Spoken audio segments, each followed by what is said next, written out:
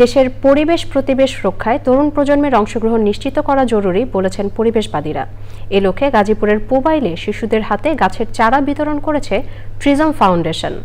এমন উদ্যোগ পরিবেশ সচেতন প্রজন্ম গড়ে তুলতে সহায়ক মনে করেন সংশ্লিষ্টরা। সৈয়দ মাদিহ অদিতের রিপোর্ট। জলবায়ু পরিবর্তনের অভিঘাতে ক্রমবর্ধমান উষ্ণতা, ঝড়, জলোচ্ছ্বাস সহ নানা প্রাকৃতিক দুর্যোগে হুমকিতে দেশের প্রাণ প্রকৃতি।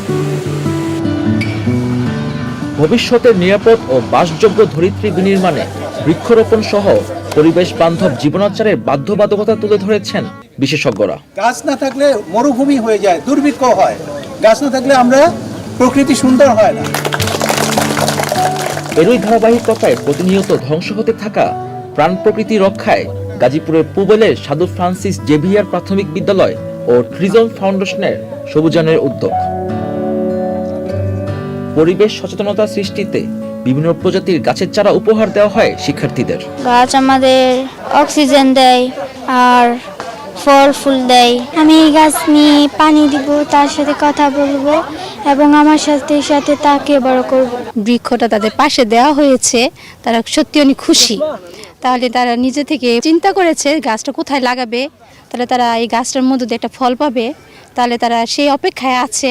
শিক্ষার্থীরা যেহেতু গাছ নিজেরা বৃক্ষরোপণ করবে নিজেদের পরিবারে, নিজেদের বাড়িতে, তারা বর্তমানে সেটা ততটা উপলব্ধি করতে পারবে আসলে গাছ তাদের জন্য কি উপকার আসবে।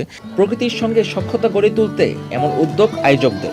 গাছ যদি আমরা না রাখি, না রোপণ করি, কেটে ফেলি, তাহলে প্রতিনিয়ত অক্সিজেনের অভাব হবে। আর এই প্রকৃতি মরুভূমি হয়ে যাবে। প্রাকৃতিক ভারসাম্য বজায় রাখার জন্য আমাদের অবশ্যই গাছ রোপণ করা দরকার।